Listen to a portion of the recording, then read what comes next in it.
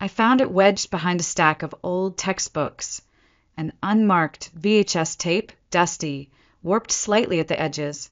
I should have thrown it away. I should have known better. But something made me slide it into the old combo player anyway. The screen blinked, crackled, then settled into a grainy image of a high school auditorium.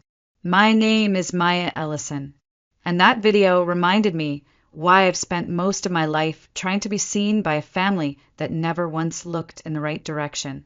First place in the Colorado State Science Fair goes to Maya Ellison. The voice echoed from a scratchy microphone. 16-year-old me appeared on screen, clutching a trifold board titled Revolutionary Cancer Detection Using Non-Invasive RNA Scans. I walked toward the stage, hands trembling with pride. But just as I stepped into the frame, the camera jerked sideways. "There's Chloe!" my mom's voice chirped off screen, breathless with excitement. The lens zoomed in on my younger sister, backstage, in full cheer uniform, practicing toe touches. "Look at her form, Hal. She's going to crush it tomorrow." And just like that, my one moment, became background noise. The video jumped again, this time to Chloe's cheerleading finals. The camera never wavered. Every flip, every megawatt smile, every cheer call, it was all there. When her team won second place, my parents screamed like it was the Olympics. "That's my girl!"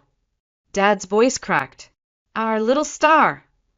In the corner of the screen, barely visible for 2 seconds, sat a trophy. My trophy, forgotten on a cafeteria table right behind them. I paused the tape.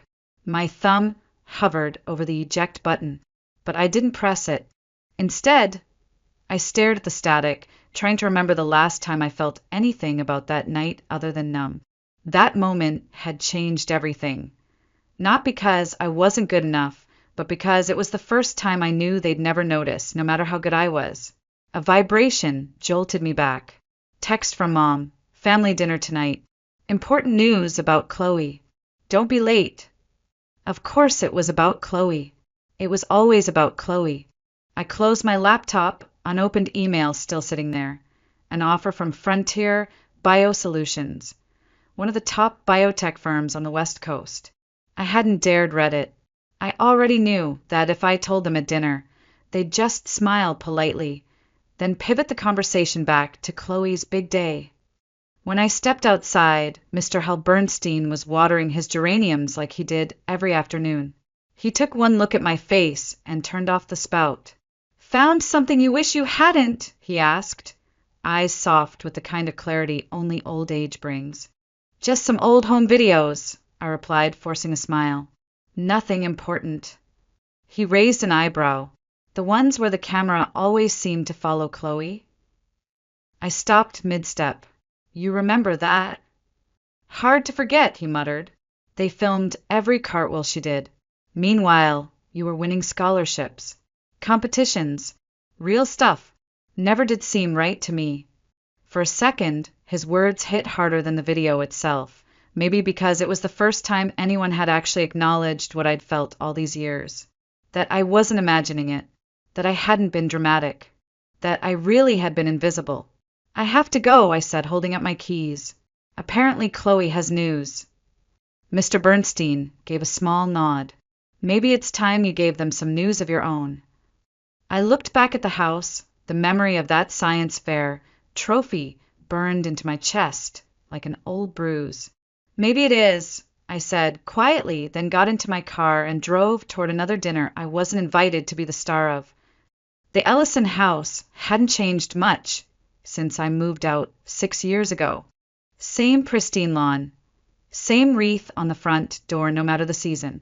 As I stepped inside, the scent of lemon cleaner and roast chicken hit me like a wave of déjà vu. Mom stood in the dining room arranging roses in a vase. Pink and white, of course, to match Chloe's aesthetic. "Maya," she called without looking up, "can you believe your sister's getting married?" I hadn't said a word yet. Before I could reply, the front door flew open and in swept Chloe, gleaming, glowing, effortlessly magnetic like always. She held out her left hand as if choreographed. I'm engaged, she shrieked. A massive diamond sparkled so brightly it nearly blinded me. Trailing behind her, with that familiar confident grin, was Ryan Caldwell, her boyfriend of 8 months. Former college baseball player, current luxury car salesman, and full-time charmer. His eyes landed on me with a practiced smile. We're thinking June, Chloe said, spinning slightly so her hair fanned out. A garden wedding, just like you always wanted, Mom. Mom dabbed at her eyes with a cloth napkin. Oh, Chloe, sweetheart, it'll be magical. I took a sip of wine, letting it sit on my tongue longer than necessary. All around me, the scene played out like an overproduced Hallmark movie. I was background again. Furniture, scenery. Then I set the glass down. Actually, I said, voice calm, I have some news too. Ryan pulled out his phone, distracted. Mom already had hers out, scrolling through venue options. Jake's family owns a place in Vermont, she said brightly. Gorgeous gardens, view of the mountains. Maya, you'll need to take time off for the whole month of June, probably. Maid of honor responsibilities. Dad clapped Ryan on the back. Welcome to the family, son. We always knew Chloe would land someone special. My phone buzzed in my pocket. It was from Frontier Biosolutions. Second reminder. Please confirm by Friday, position, start date, June 3rd. I took a breath. About June, I said louder this time. I might not be available. For heads turned, momentarily puzzled. I'm waiting to hear back about a research position, I explained. It's in California, leading a team working on early cancer detection. Mom waved her hand dismissively. Oh, honey, you're not still doing that lab stuff, are you? You're 28 now. Time to start settling down. Like your sister. It's not just lab stuff, I said, voice tightening. It's based on the concept I developed in high school. The science fair project, do you remember? Blank stares. No flicker of recognition. Not even a polite lie. Well, Chloe chirped, speaking of high school, guess who I ran into last week? Tommy Phillips from the football team. He's single now, Maya. Want me to set you up? My chair scraped loudly against the hardwood as I stood. I need some air, I muttered and headed toward the backyard. Out under the porch light, I finally opened the email. Congratulations, Maya. We would be honored to have you lead the team. Please confirm acceptance and start date by end of week. The door creaked behind me. I expected Mom, but it was Ryan. Rough night, he said, leaning against the railing. Shouldn't you be inside planning your perfect June wedding? He laughed, but it sounded different, flat forced. Can I be honest? He said, lighting a cigarette. His hands trembled slightly. I hate garden weddings. And Vermont. But what Chloe wants, Chloe gets, right? I glanced at his wrist. The expensive silver watch he bragged about buying last month was gone. In its place was a tan line. Everything okay, Ryan? He took a long drag. Sure. Great. Perfect. Just like this family's supposed to be. Before I could reply, Chloe's voice floated through the window. Ryan, babe, Mom wants to show you more venues. He flicked the cigarette into the yard, smile snapping back into place like a mask. Coming, sweetheart. As he disappeared inside, I stared at my phone screen. My thumb hovered over 2 words. I accept. I didn't hit send, not yet. The next morning, I sat at my kitchen table staring at the email. We would be honored to have you lead our research team. It should have been the best news of my life. Instead, it felt like a secret I wasn't allowed to celebrate. Not here. Not with them. Because I already knew what would happen if I brought it up again. They'd smile, say something vague like, that's nice, dear, and then pivot back to wedding centerpieces and Chloe's bridal workout routine. I shut my laptop. A knock on the door startled me. Chloe. She stood in front of me in a cream sweater dress and oversized sunglasses, holding her overpriced designer purse like it weighed 1,000 pounds. Her usual radiance was dimmed, just slightly, but enough for me to notice. "Coffee?" she asked, like nothing was wrong. We walked to Maple and Ash Cafe in silence. When we sat down, she didn't even pretend to look at the menu. "I need a favor," she blurted. "Just until the wedding." I raised an eyebrow. "Money?" She nodded, eyes not meeting mine. "Ryan's investments. They're just taking a little longer to pay out." "What investments?" She hesitated, then laughed nervously. "It doesn't matter. It's fine. Really. Just a temporary thing." I studied her. The purse she was holding wasn't her usual Saint Laurent. It was a plain canvas tote. Her nails were chipped. Her engagement ring twisted around her finger like she couldn't decide if it still fit. "How much?" I asked quietly. She named a figure. It would have drained everything I'd saved for the move to San Diego. My security, my future, my restart. "That's everything I have, Chloe." Her eyes welled. "But you're the successful one, the smart one. You always figure everything out." "Do I?" I leaned forward, trying to keep my voice calm, because from where I'm sitting, I'm just the invisible sister, the one who's supposed to clean up everybody else's mess. She blinked, stunned. Her bottom lip trembled. "You don't understand," she whispered. "Jake! Ryan, he says if we don't pay them back." She cut herself off, clapping a hand over her mouth. But it was too late. My phone buzzed. Unknown number. "Tell your sister time's running out. Ryan knows the consequences." I showed her the message. Her face went pale. "Who are they?" I asked. She shook her head, grabbing her bag. "I shouldn't have come." "Forget I asked." "Chloe," but she was already walking away, head down, shoulders slumped. Something dropped from her tote as she rushed out the door. I reached down to pick it up. A crumpled receipt. Not from a store. A pawn shop ticket. For one designer watch. Ryan's watch. That night, I sat in my car outside my parents' house, watching Ryan's car pull into the driveway. He stumbled slightly as he got out, checking his phone with shaking hands. Through the front window, I saw my parents greeting him with wide smiles, warm hugs, while Chloe hovered behind them like a ghost. My phone buzzed again. "Need your decision about early start date. Position available immediately." I typed, "I'll take the immediate start," then deleted it. Instead, I opened my banking app and stared at the balance. Everything I'd worked for. Everything I'd built alone. It could save Chloe or sink me too. My finger hovered over the transfer button. Ryan's words echoed in my head. "What Chloe wants, Chloe gets." Not this time. This time, I was going to find out exactly what Ryan had done with my sister's money, and when I did, someone was finally going to see me coming. I followed Ryan for 3 days. He wasn't hard to track. He had the predictability of someone who thought no one would ever look twice. The third afternoon, just before dusk, I watched him pull into the parking lot of the Desert Pines Inn, a dingy motel just outside Boulder. The kind of place that smelled like mildew and desperation. I parked 2 rows over and stayed low in my seat. 10 minutes passed. Then a man stepped out of room 6.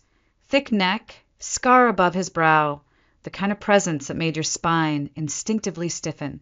Ryan approached him with a white envelope, his hands trembling as he passed it over.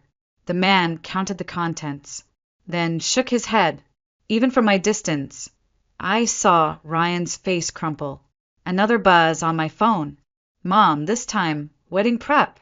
Chloe's dress fitting is tomorrow at 10. Don't be late like last time." I was about to respond when I heard shouting. "I'll get the rest." Ryan's voice cracked. "I just need more time." The man's response was too low to catch, but whatever he said made Ryan stumble back like he'd been punched. And that's when I noticed the second car. 2 spaces to my left. Tinted windows, engine still running. In the side mirror, I caught a glimpse of the driver. Aunt Karen. She wasn't looking at me. She was looking at Ryan. Her eyes narrowed, mouth tight.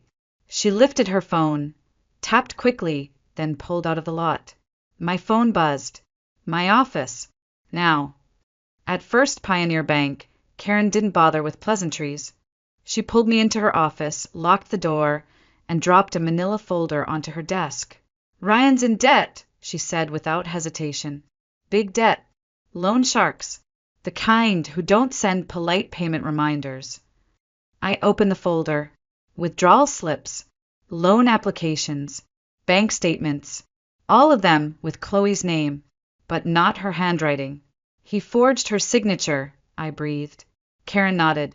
"And he's been doing it for months. If he defaults, they won't just come after him. They'll come after Chloe. And your parents." "My parents." I blinked.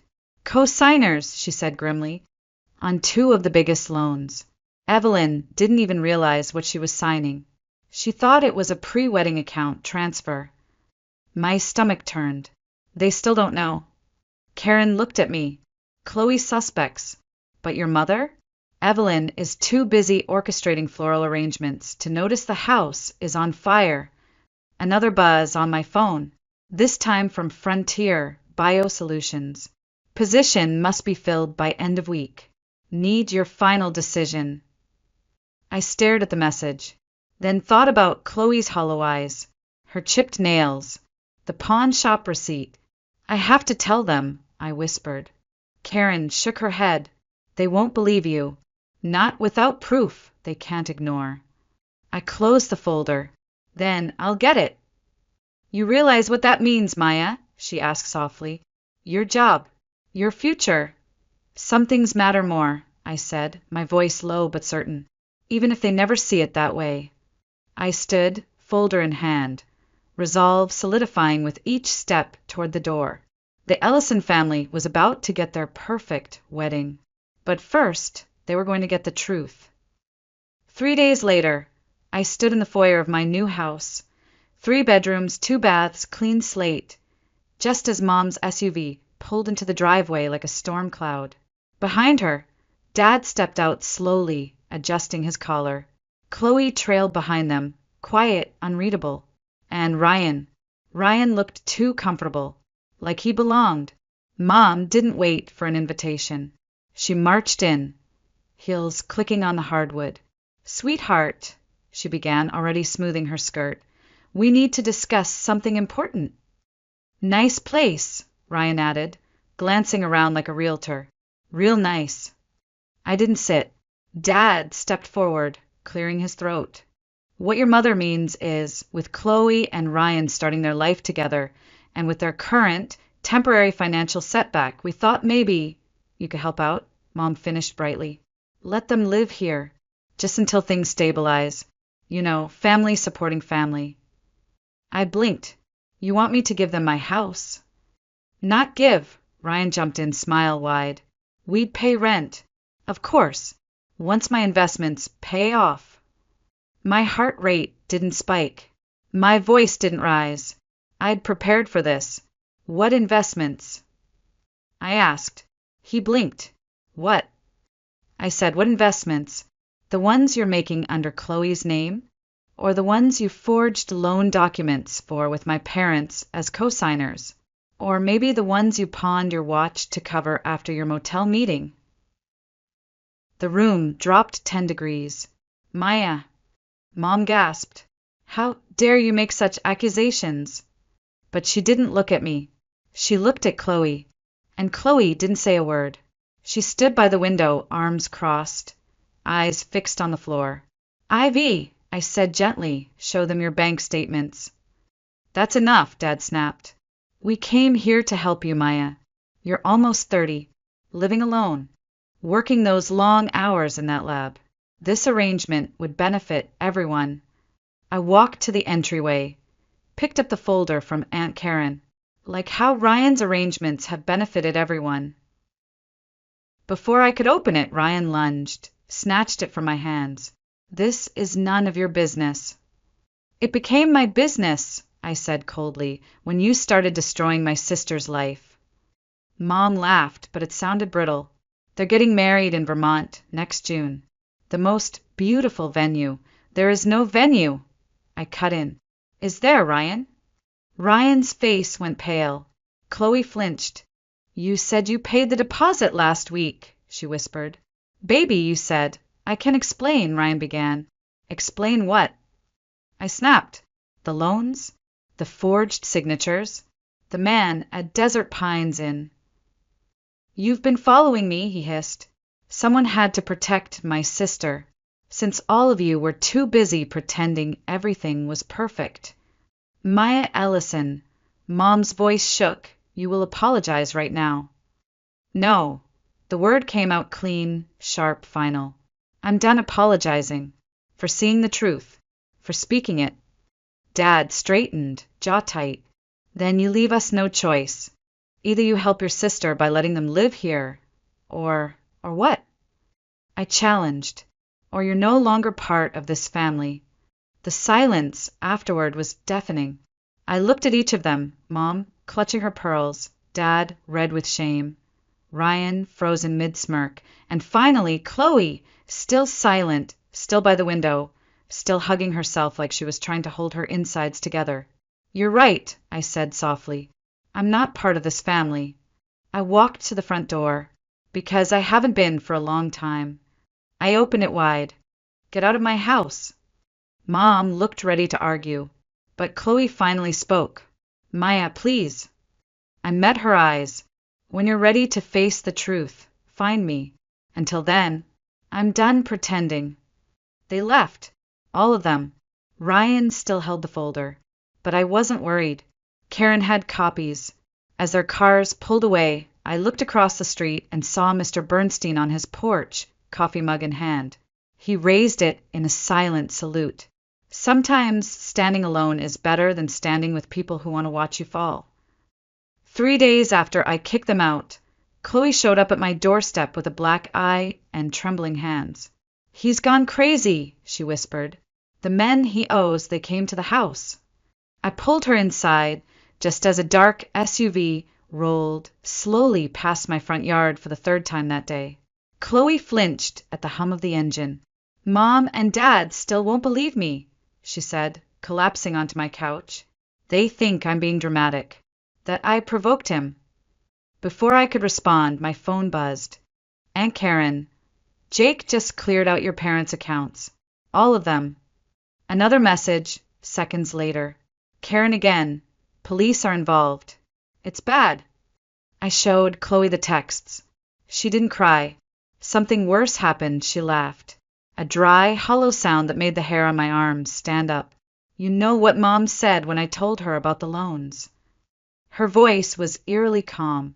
She said I should be more understanding, that every husband has his struggles. The doorbell rang. Through the peephole, 2 men in dark suits. Not cops. The posture was wrong. Too still. Too sure. One of them, the one from the motel, called out.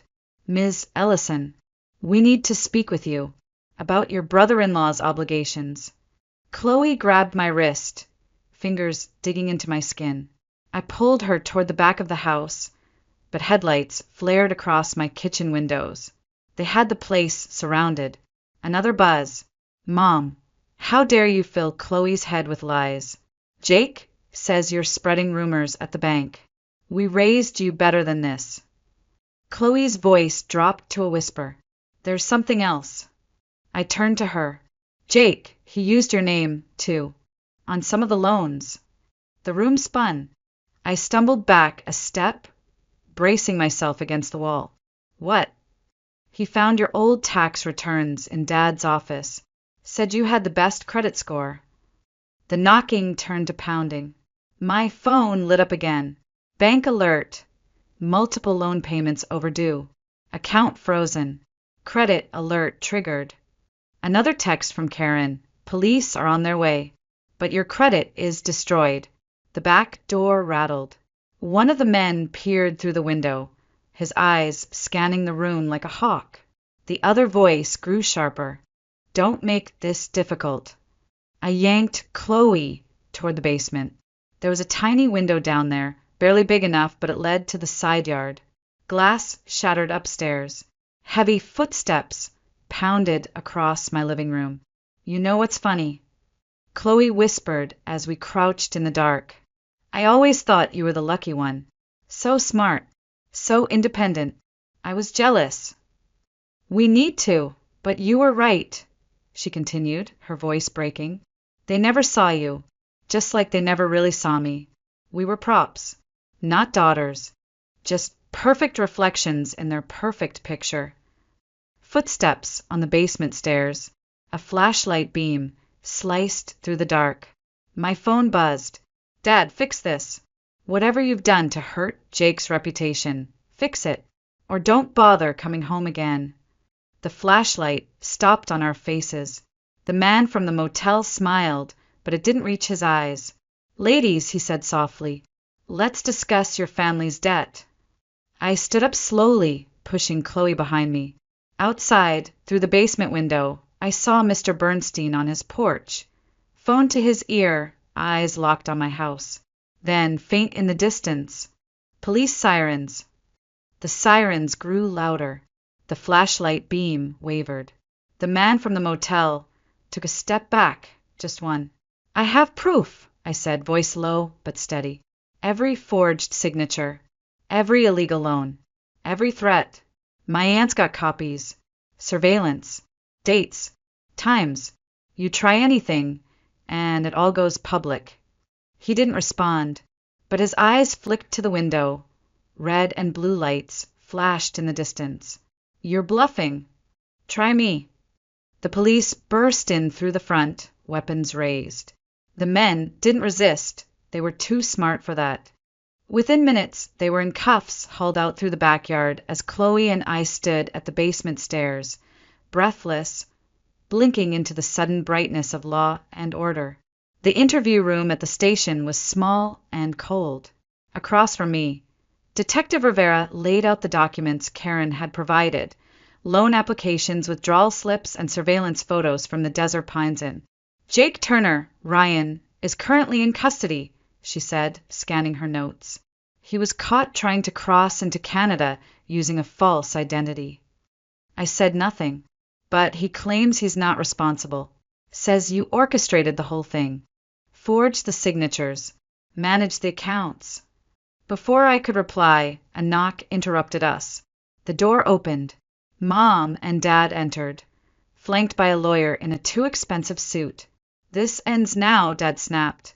Our daughter is not pressing charges. This is a private family matter. I looked at him, coldly, deliberately. Which daughter, Dad? The one with the black eye, or the one who tried to protect her? Mom stepped forward, makeup perfect, voice trembling. Maya, please, think about what this will do to our family's reputation. From the hallway, another voice cut in. I'll tell you what it did to mine. Chloe stepped inside. She held hospital discharge papers in one hand and a folder in the other. Her hair was tied back. No makeup, just the raw outline of someone who had stopped pretending. She walked to the table and laid down the papers. He forged my signature while I was sleeping, she said, steady but hoarse. Called it investing in our future. She pointed to her face, and when I questioned him, he gave me this. The room went silent. The lawyer cleared his throat. Perhaps we can discuss this privately. No, I said. No more privacy, Chloe added. I reached into my pocket and pulled out a flash drive. This contains audio from the night those men showed up. Ryan's full confession. Threats. The names of every loan officer he lied to. Mom sank into the nearest chair. But he was so charming, she whispered. Chloe's voice cracked. He destroyed my credit. Stole my identity. Then he came for Maya's. Dad opened his mouth, but I cut him off. And what exactly have I done, Dad? Refused to play the part? Worked too hard? Spoken too loud? He fumbled for something. Anything. But Aunt Karen appeared at the door before he could respond. You always did protect the illusion, Evelyn, she said, eyes locked on Mom. Even when we were kids. You buried everything that didn't fit the picture. Mom's face went white. Karen, don't. Don't what? Tell the truth. Karen's voice didn't rise, but it was sharp as glass. You covered for his gambling. You made me swear never to tell when he lost the house. Detective Rivera leaned forward. Given the evidence, Mr. Turner will be charged with multiple counts of fraud, identity theft, and abuse. The question is, will you finally stand behind your daughters? Or are appearances still more important? Silence. And then, I'll testify, Chloe said quietly, about everything. Dad stared at her like she was a stranger. You'll be disinherited. Good, I said, taking Chloe's hand. We never wanted your money, just your eyes. Mom didn't say anything at first. She just stood there, mascara smudging beneath her eyes, the perfect image finally cracking. Then, finally, she whispered, I didn't want to see. Her voice shook, because if I saw, I'd have to admit I failed. Karen stepped closer, her tone gentler now. You didn't fail by having imperfect daughters, Evelyn. You failed by demanding perfection in the first place. Detective Rivera cleared her throat and gathered the documents. We'll need formal statements from both of you, Ms. Ellison and Ms. Ellison. Chloe gave the smallest of smiles. It's Ms. Ellison again, she said, squeezing my hand. And we're ready. As our parents left with their lawyer, Mom paused at the door. Her voice was soft, almost childlike. Maya, that science project, the one about cancer detection, did you ever finish it? I met her eyes. Yes, it's the basis of my current research. She nodded. Slowly. I'd like to hear about it sometime, if you're willing. It wasn't an apology, but it wasn't denial either. It was something we'd never had before. 6 months later, I found her sitting on the steps of my front porch. A VHS tape rested in her lap, the one from that day, the day the camera turned away from me. I've been watching our old home videos, she said without looking up. Really watching them this time. She turned the tape over in her hands. You were brilliant, Maya, and we missed it, all of it. I sat beside her, leaving space between us. A respectful gap, the kind survivors need. Down the street, Aunt Karen's car pulled up. Chloe stepped out carrying a stack of folders and a bag of groceries. She'd been living with Karen, going to therapy, rebuilding piece by piece. The bruises had faded, but her walk, her posture was different now. Steady, purposeful. She's stronger than I ever was, Mom said softly. She's not stronger, I replied. She's free. We watched as Chloe crossed the street. Mom looked down. Your father and we haven't taken a photo together since it all happened. 30 years of holiday cards. And now we can't even look into a camera. Good, I said, then caught myself. I mean, not good, but honest. That's better. She smiled faintly. Honest is new for us. Chloe joined us on the steps and sat on my other side. No one speaks for a moment. Then Chloe said, Jake took a plea deal. 8 years plus restitution. Mom nodded. Your father's liquidating part of his retirement to help repay the loans. It's not much, but keep it, I said. Karen helped contest the fraudulent accounts. My credit's clearing. Mine too, Chloe added, though I think I'll keep using Ellison. I'm not ready to be a Turner again, if ever. Mom reached into her purse and handed us an envelope, yellowed, sealed with brittle tape. I found this in the attic, she said. It's from your grandmother. She wrote it the day before she passed. I unfolded it. Read aloud. I'm sorry I made you hide who you are. Sorry I taught you that appearances matter more than truth. Break the cycle. Love your children for who they are, not who you wish they'd be. Mom's voice was barely audible. I never showed that to Karen. I never lived by it. Maybe now you can. Across the street, Mr. Bernstein waved from his porch. Standing beside him was Owen, the wildlife photographer who'd just finished documenting urban foxes in our neighborhood. He raised his camera toward me and smiled. You know, Chloe said, watching him, perfect families don't exist. No, I agreed, but real ones might be better. Mom stood, brushing her hands on her jeans. No pearls, No blazer. No perfect hair. Just a woman trying to begin again. I should go, she said. Your dad, he's trying therapy. We nodded. That was enough. After she left, Chloe and I sat in silence. The tape still sat between us. What should we do with it? She asked.